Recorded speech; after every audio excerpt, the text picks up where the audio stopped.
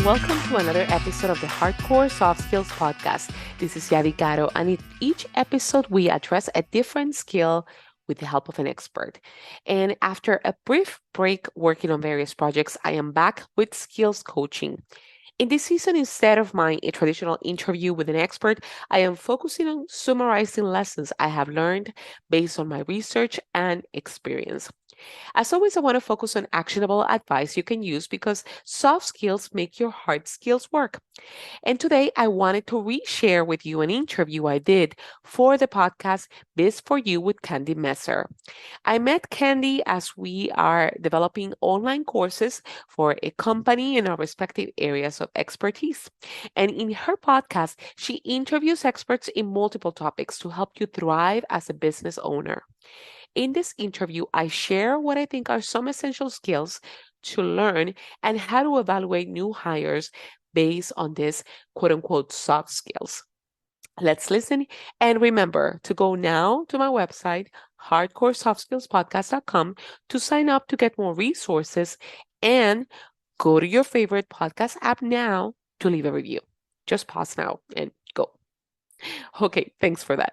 Now let's listen.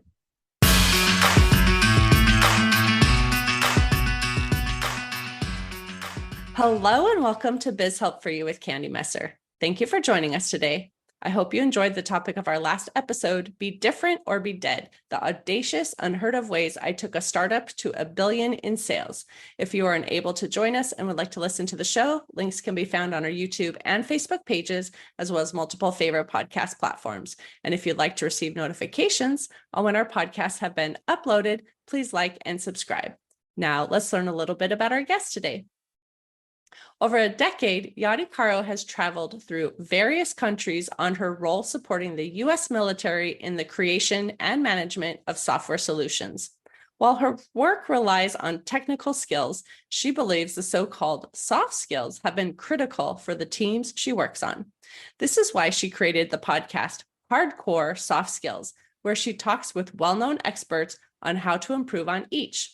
This is part of her learning journey as she is also a grad student in organizational psychology at Harvard. Yadi was born and raised in Puerto Rico. After living in Germany for several years, her husband and 2 little boys just moved to sunny Florida. She enjoys traveling, over 32 countries so far, and running. So, Yadi, welcome to the show. Thank you so much, Candy. So very happy to be here. I think this is going to be an excellent topic. It's one I've actually wanted to talk about for a while, but hadn't really known an expert. And so I'm glad that we were able to connect. But before we get into questions I have for you, I would love for you to tell me just a little bit more about yourself and how did you even get into teaching soft skills? All right, yeah. So, as you mentioned in the bio, so basically, my career overall in the professional world started in journalism, actually, and I was a journalist. That's where I went to my first master's in, and basically I was always interested in more communications a lot. Then I kind of transitioned into the world of software development kind of by accident because there was I was a consultant and there were some projects going on, and then the opportunity opened up to go ahead and work with a team kind of promoting software solutions. I was intimidated at the beginning, I must say, because I was like, when my manager at the time approached me, said, "Hey, we want you to work on this particular project." I'm like, I don't know, I don't speak techie, I don't know all those things. So yeah, so then he went ahead and said, just basically, because what we need, he said, is people who can help us do outreach and communications. We need a particular skill set to be able to launch the project and kind of help with its success. So I went in, and that's how I started working in the field primarily of knowledge management, which involves a lot of talking with people and understanding what their needs are, and then translating those into the technical solutions out there. So it was a big learning experience, and I still learn a lot about either engineers and software developers, and it's been great. And that's how I started working in the kind of the field of IT within the DoD, the Department of Defense. And I've been doing that for the past 10 years. And what I've been realizing over and over is that when working with amazing people and amazing teams, there's always that component of there's projects can fail. They could have the best talent, but then they don't have the communication or the management needed, or they kind of don't know how to prioritize. So there are they lack leadership. So there's a lot of things that are the non-technical things, and that's how I was more intrigued into knowing more and learning more about human behavior in the workplace, and specifically related to how we can actually cultivate those skills like negotiation or proper prioritization, even meeting management, like all those things that are key to make sure that those projects that are technical, or all those initiatives can come see the light and can succeed. So that's how I've been kind of starting, and I've been working. I started the podcast, and I reach out to a lot of great experts to help me learn more about that. And I started my own research journey as well, studying at Harvard, and also developing now courses, and that has led me to develop courses that are going to see the light soon in terms of the soft skills, how to be a good team member. And that's where I've been focusing more, and I look forward to continue learning and coaching people as well on those. Nice. So for someone listening who's saying, I'm not sure exactly what you mean by soft skills. I know the word skills in general, but can you give a definition of, what we'll be talking about for this topic? Yes, absolutely. So it's good that you asked that question, because there's always that, from what I've seen, the term soft, quote unquote, is kind of seen in a negative light, like it's something extra or it's something that's not important. And that's why I call the podcast hardcore soft skills, because it's like these are actually tough skills to learn. And we may not need to call them soft skills if we don't like it. We could call them essential skills or other types of names. And those are referring to specifically those non-necessarily technical things, like what our skills, like technical skills, is what we do in terms of help us perform our job. Like, are you a good engineer? Are you a good software developer?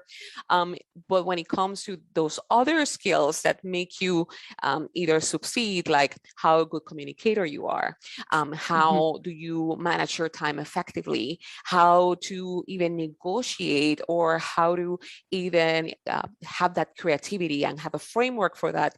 Those are what I'm referring to when talking about soft skills. So there's a lot of them, and I've already right now on the podcast have 50 episodes, and each episode there's a different skill that I talked about with a guest.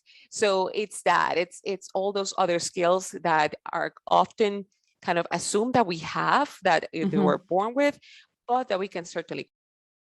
So, we've heard also like emotional EQ and things like that too, and people are talking about IQ and emotional EQ. So is emotional EQ kind of considered part of the soft skills? Absolutely. Emotional intelligence is an essential soft skill. And the interesting thing is that it's made of other skills. Like when we're talking about emotional intelligence, we're talking about how do we handle conflict. And that in itself could be something that we could have a framework and practice and teach it. And it's just a matter of practicing. So it's how do we handle conflict? How do we handle that part of listening and communicating? So emotional intelligence is kind of an umbrella of different specific skills. And within emotional intelligence, you can have so many other things that you can develop in itself. So it's important to know that there are techniques, there's a framework for different things, and you can just apply what you consider applies to you to help you become more emotionally intelligent.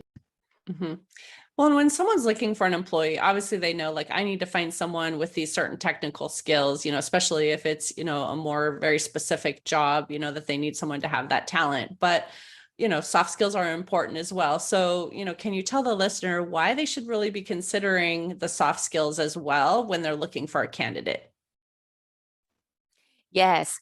And I've seen that tendency a lot lately when discussing about hiring people who are have all these particular skills, like checking the box on like, did they have the certifications, or did they know SQL, or did they know like these programming languages? And when it comes to the job description, I've seen a lot of adding like being a good communicator or knowing how to prioritize. And it's important for managers to consider those. And even though it's kind of tricky to reflect those in a resume, you could say I'm a very creative person, but how do you kind of assess that and measure that? So a good way to do that is, as a manager or hiring manager, is that when they come in for the interview, provide particular scenarios of not only measuring what is their knowledge and what other projects they have handled, but as you ask the questions, identify, for example, did they use this opportunity to learn? How adaptable, which is another soft skill, how adaptable these people were to changing environments.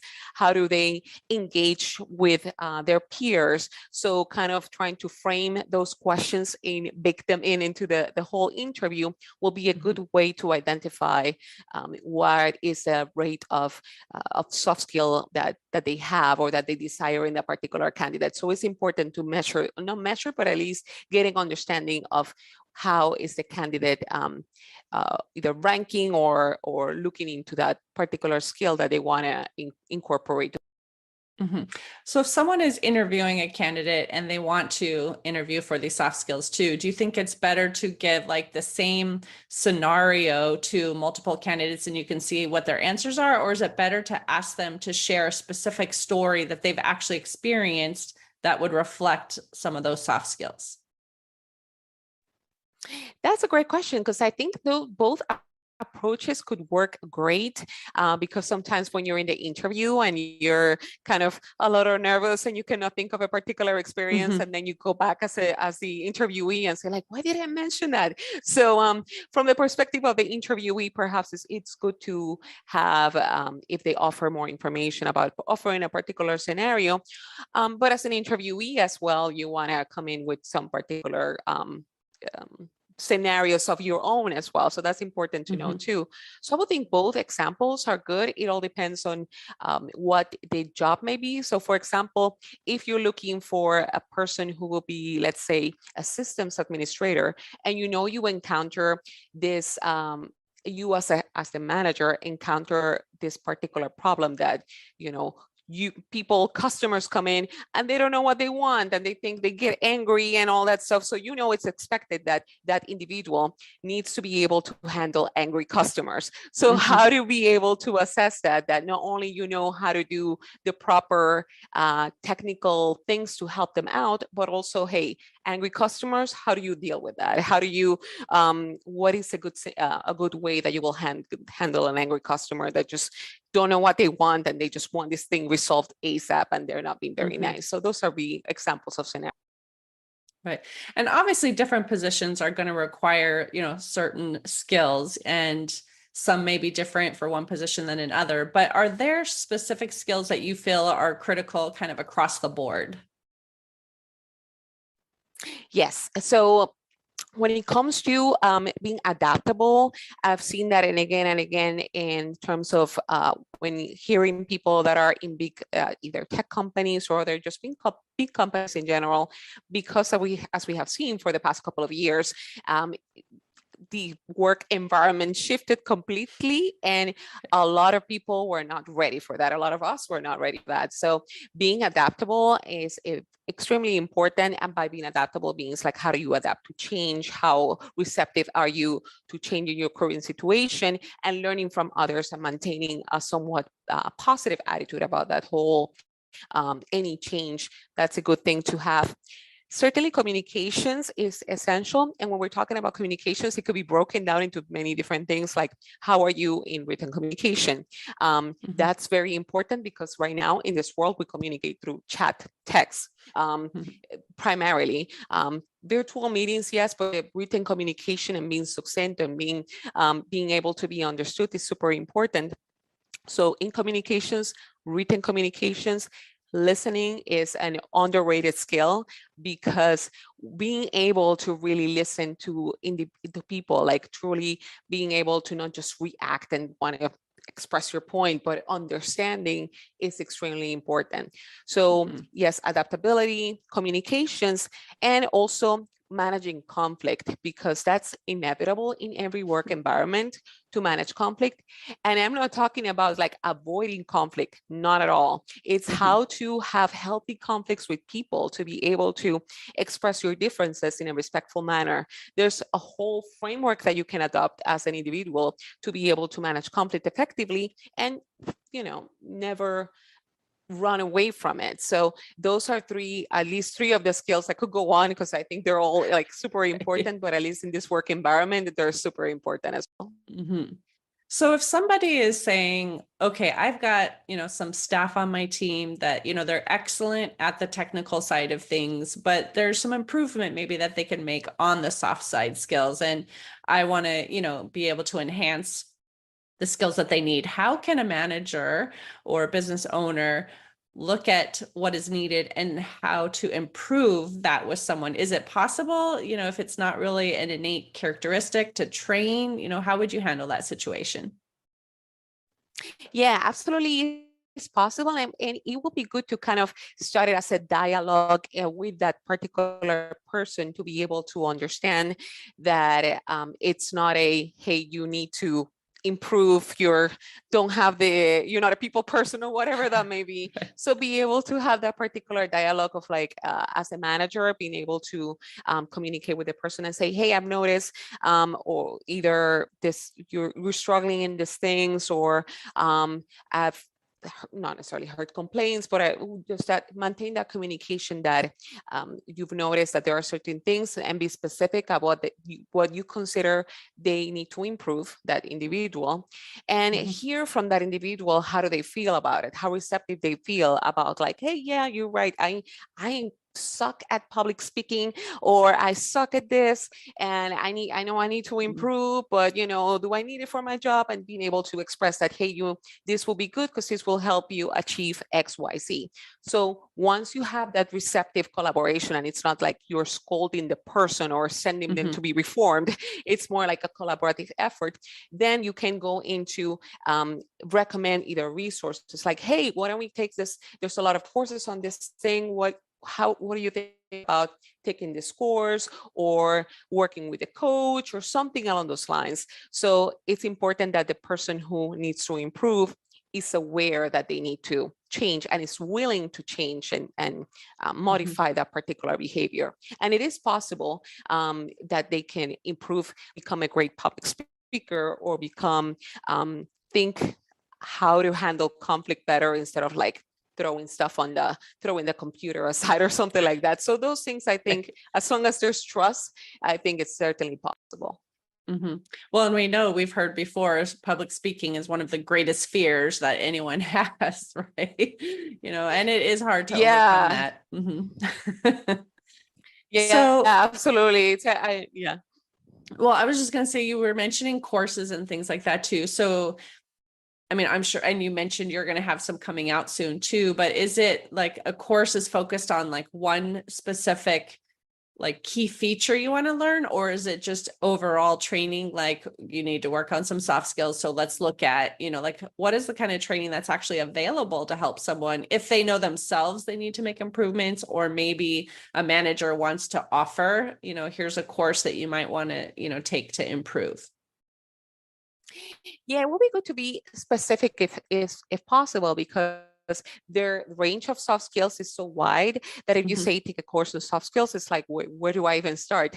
So for example, for productivity, I know the method, David Allen, who wrote Getting Things Done, he has a lot of great resources available in order to help create a framework for productivity. Negotiation, I myself took a whole class in negotiation at Harvard, and that was good because you can take a particular course in negotiation, and the whole point is to practice, not just get like, take the book, read it, and see what happens. It's having that time to practice and become better at it. The same with either written communication or the public speaking that we were talking about. So, or even that, let's say, the emotional intelligence as well, but try to be narrowed down into the specific things, because labeling a person as just bad at soft skills might not be very a good way to start a conversation. It will be like all of us. Like there's a lot of skills that I certainly need to improve upon myself as a public speaker in front of. I'm great when it comes to audio podcasts and stuff. I feel confident, let's just say. But then when it comes to a big group of people, I may feel certainly intimidated. So those skills that as the more we practice and the more specific we are, then I think that's a good approach. And once we start, we could kind of continue on learning more and more. So in terms of working with someone, we've heard too that if someone is like on the autism spectrum, or if they have ADHD, they may have some issues as well with this. And so as someone who might be managing someone who maybe struggles a little bit, like, are there different ways to handle somebody that maybe has ADHD or some other issues versus someone who doesn't? Like, how would we manage that to not make them feel, like, I don't want to use the word attacked per se, but called out maybe or something, because there is a struggle that they would have. Yeah, absolutely. And I've been learning a lot more. I decided to take an ADHD coaching certification because I wanted to learn more from that particular lens. And it has given me a whole broad new perspective on how to approach that. That goes back as well to creating, if let's say you're a manager and your employee has either autism or ADHD, and you may not even know about it, but keeping that line of communication open, it's important, that trust to build with the employee, because if they happen to disclose, hey, I'm ADHD, or I am not great in open spaces, work environments, then just try to be accommodating in terms of the particular individual style of the person. So try to understand the perspective, and try to understand as well that every person, regardless of what they have ADHD or autism or anything, we have a particular approach of that we can thrive. So for example, if I don't want to work in an open space, then what can we work together that, I could either have specific hours or go to a particular spot to work from. So in order to be able to do my job effectively, the thing that I was hired for to do effectively, or hey, don't necessarily put me in front of a big group of people, or just put me, let's say it's better, work best at virtual meetings. So always try to listen to your team and to the people that work with you. So basically, the bottom line is to understand that it's important to keep trust, and that it's important to be aware that there are differences. Like, for example, in a person with ADHD, for example, is that productivity tips or productivity techniques are not the same for everybody. So there's a famous book that says that just do the hardest thing first thing in the morning. Well, for a person either ADHD or other, that will be like a disaster perhaps, because I just don't want to work on the hardest thing. I want to work on something different, and then I can focus on specific things. So it's just being understanding that being aware of the different approaches, and being able to have a trust and communication so every person at their particular work can really thrive. Right. What I'm thinking as you're talking to is, obviously we all have issues too. Like, none of us are strong everywhere. So there's always places for growth. But in terms of looking at each person as an individual and having accommodations where necessary, or flexibility, so that you can give them the best opportunity for success. And it doesn't necessarily have to fit into a specific box that maybe we're defining as what success would look like. We can, try to be as flexible as possible to give them the opportunity to succeed in the way that's best for them as well.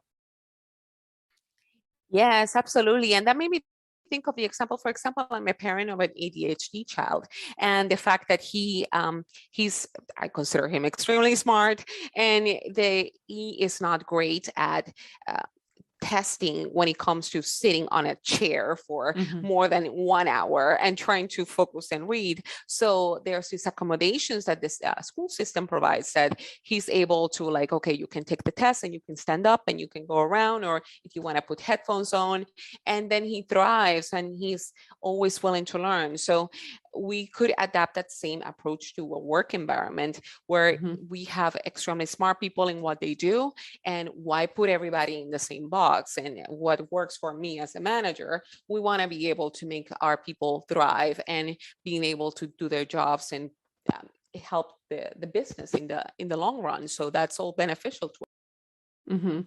That reminds me of a story too. My son, he's never been identified as like HD, ADHD or anything like that either. He just was always a bundle of energy. Literally from the time I was pregnant, he was like nonstop moving, and he struggled in school because, you had to sit for like this many hours in class until you had this short little break and then lunch and then, whatever. So it would be a real struggle for him. And then at lunch, he literally would run the whole time and burn off energy so that he could sit. And then at one point we had done like a homeschool. It was still public school, but it was virtual. And if we saw him getting antsy or anything too, my husband would literally say, go run around the block twice, right? And then he could come back and sit down and then he could focus again, but because he just had all this pent up energy. So I think where we can, as business owners, really work with our employees to see like maybe they do have a challenge sitting down at a desk for 8 hours a day straight, except for this little break, is difficult, and being able to work in things, that are going to make them successful, whatever that may be. So, as much as we can identify like what do we want or what do we need in the position, but what can we do to enable them to succeed? Yeah, absolutely. Your son reminds me a lot. I am the person as well that if I don't go for a run, like I will drive my husband insane. So yeah. So yeah, and being on a desk for an extended period of time, like no for me. So yeah, absolutely. Mhm. For business owners, it's important that they consider, because at the end, again, is they want to make people thrive and they want to have the best business out there. Why put everybody in a particular box, right? Okay, so well, I know we are getting to the end of the episode that we have. So I would love for you to share an offer that you would have for our listeners, and then how they can connect with you to follow up, if, whether it's social media, if you have a website, what links would you like to share? Yeah, absolutely. So I have if you have not listened to the podcast, you can listen to it in all the major platforms, Spotify, Apple Podcasts, and others. So it's the website hardcoresoftskillspodcast.com, and you'll find all the episodes and even a directory where you can search for the skill like productivity, creativity, and find an episode related to that topic right there. So aside from that as well, there's a link in the website for coaching. So if any person listening is more interested in kind of developing a particular skill and they consider that they need the help of a coach, then I'll be happy to help, including those any of you who have ADHD. And so just go to the link, and that's just basically will take you to schedule a calendar invitation. So I will be happy to talk with your listeners about that. And I'm also very active on LinkedIn. So for those people listening who have a LinkedIn account, I always share good information there. And I'm always happy to learn from others in that platform as well. And you can find me by Yadira Caro, or Yadi Caro, YADI CARO. And just feel free to connect with me. I'm happy to connect with people and just learn from everybody. So yeah. Perfect. Well, thank you, Yadi, for being a guest on my show and sharing your expertise in this area. I really appreciate your taking the time to be with me today. Thank you so much, Candy. I love all the knowledge that you share on this show. I've always learned a lot, and on the business side of things, which I have a lot to learn about. So I always enjoy listening to your show. Oh, thank you for that. That's one of the reasons why I have this too. I want to just share information from experts to help us be successful. I mean, we're all trying to, be out there running successful businesses. So what I can do to help them, by interviewing people like you, that helps. That's my goal. Also Awesome. for the Thank you. listener, Thank you for tuning in. Whether you are, the individual who's looking to develop those soft skills, or you're the business owner who wants to learn how best to manage and work with those who need to make those improvements. I hope you found this topic interesting and that it did answer some of your questions about the hardcore soft skills. Make sure you reach out to Yadi at any of the links that she shared too if you have additional questions or comments, or you can send us a message at media@abandp.com. I hope you can join us for our next episode, Combating Information Overload to Make Better Decisions. And please remember, you can connect with us on Twitter, Facebook, and LinkedIn. And my website is abandp.com. You can find the podcast posted on multiple favorite podcast platforms, including iTunes, Google, TuneIn, Stitcher, iHeartRadio, and Spotify. And would you please share our show with those you know and leave a review on your favorite platform? I'd really appreciate your support. Until next time, have a great day.